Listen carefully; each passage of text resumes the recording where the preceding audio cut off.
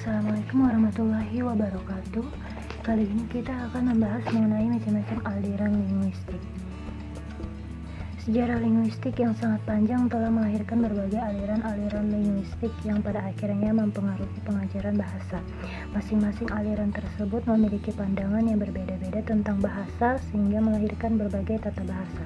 Pada kesempatan kali ini hanya akan dibahas beberapa aliran penting yang mempengaruhi pengajaran bahasa. Yang pertama, aliran linguistik tradisional. Aliran linguistik tradisional telah melahirkan sekumpulan penjelasan dan aturan tata bahasa yang dipakai kurang lebih selama 200 tahun lalu.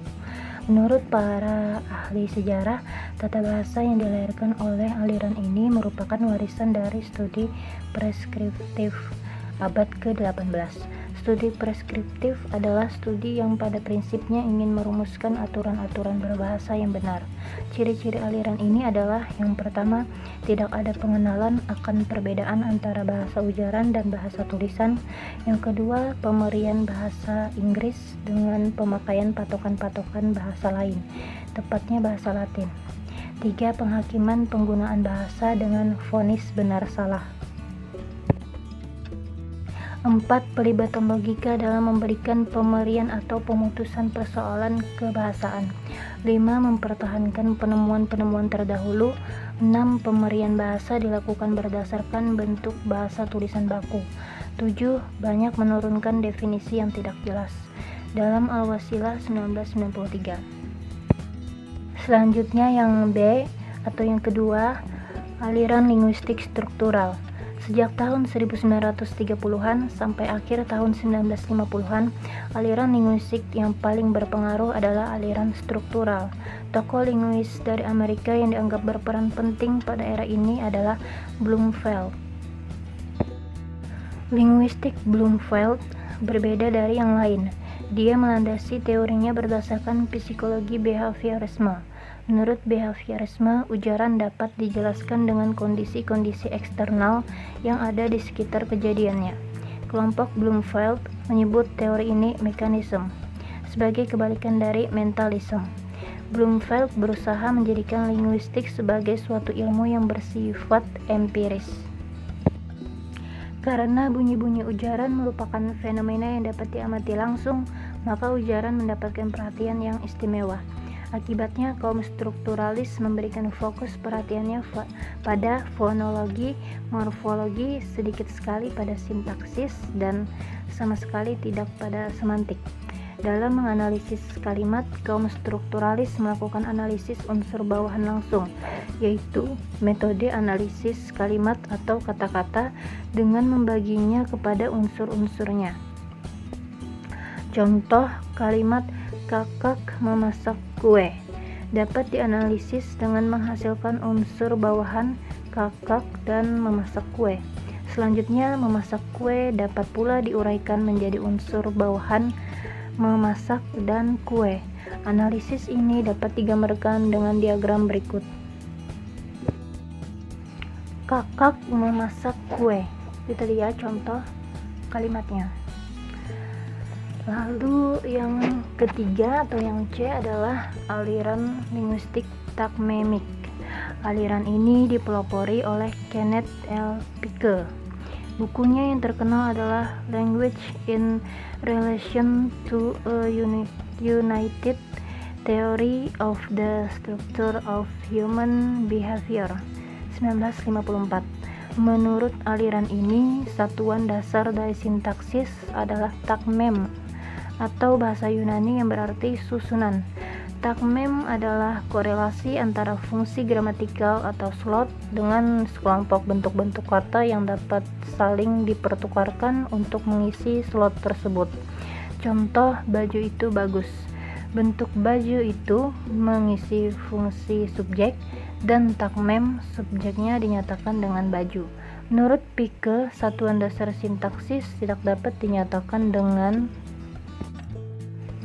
fungsi-fungsi saja seperti subjek plus predikat plus objek, dan tidak pula dapat dinyatakan dengan deretan bentuk-bentuk saja seperti frasa benda, plus frase kerja plus frase benda, tetapi harus dinyatakan bersamaan dengan rumus seperti ini. S itu subjek, Fm plus P titik 2 FV plus O titik 2 FM.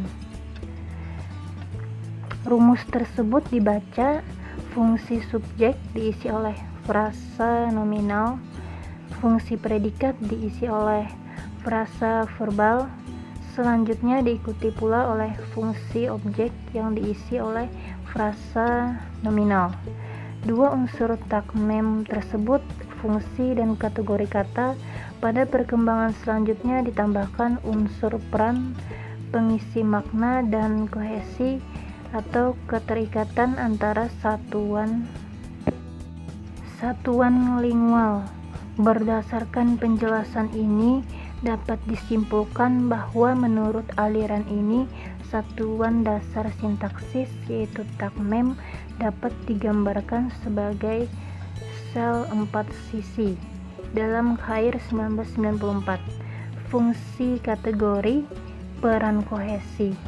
Berdasarkan teori ini, kalimat paman membaca koran tadi pagi dapat dianalisis dengan hasil seperti di bawah ini.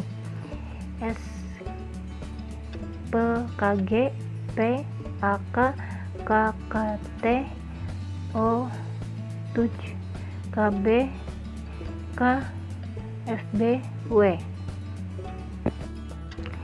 Paman membaca koran tadi pagi.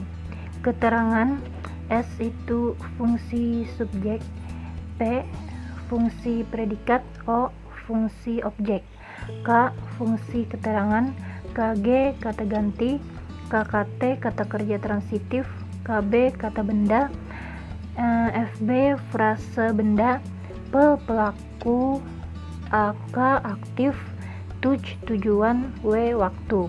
Keterikatan antara satuan-satuan lingual atau kohesi pada analisis di atas dikosongkan karena bahasa Indonesia bukanlah termasuk jenis bahasa berkasus.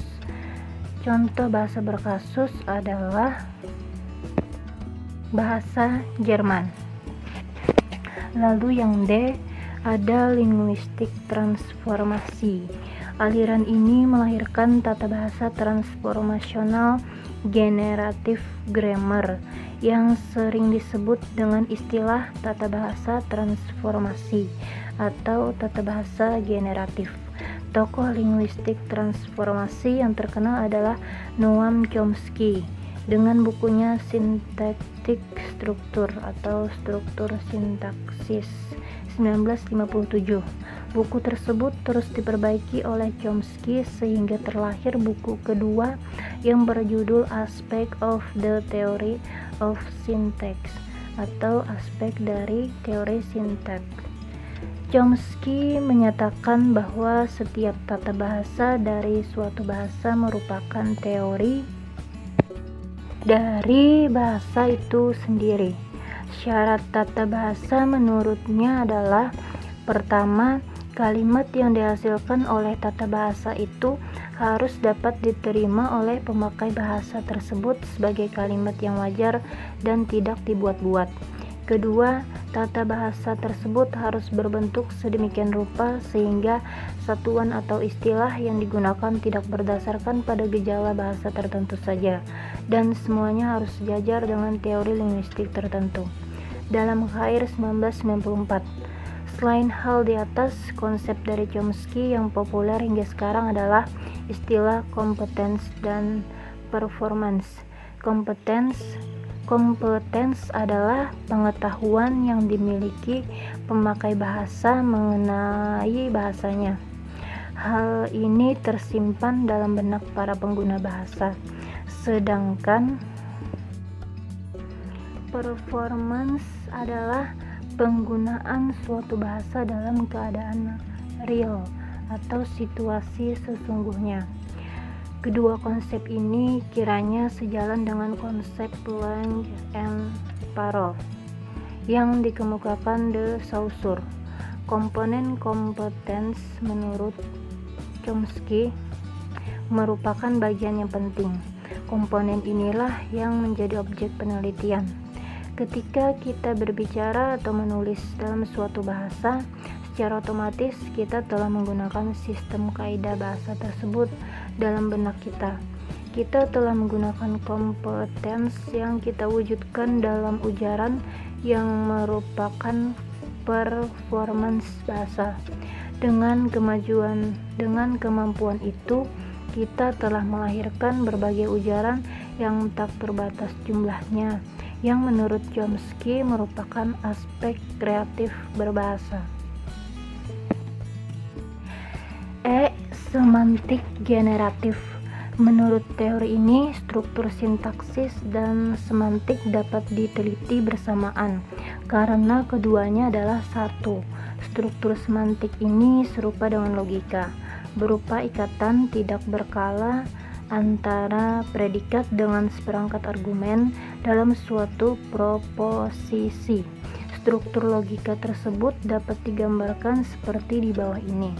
Proposisi, lalu ada predikat, argumen 1, argumen 2, atau dapat juga dirumuskan sebagai untuk predikat dalam kurung argumen 1, argumen 2, argumen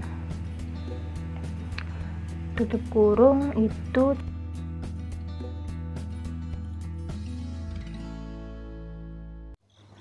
koran. Jadi tadi ayah membaca koran mempunyai struktur proposisi membaca ayah koran. Contoh di atas dapat dirumuskan sebagai membaca dalam kurung ayah, koran. Jadi proposisi kalimat itu mempunyai predikat yang berargumen 2, yakni ayah dan koran. Sedangkan kalimat kakak membacakan adik surat mempunyai predikat baca yang berargumen 3, yakni kakak, adik, dan surat.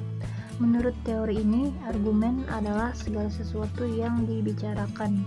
Predikat adalah semua yang menunjukkan hubungan, perbuatan, sifat, keanggotaan, dan sebagainya. Jadi, dalam menganalisis sebuah kalimat, teori ini berusaha untuk menguraikannya lebih jauh sampai diperoleh predikat yang tidak dapat diuraikan lagi.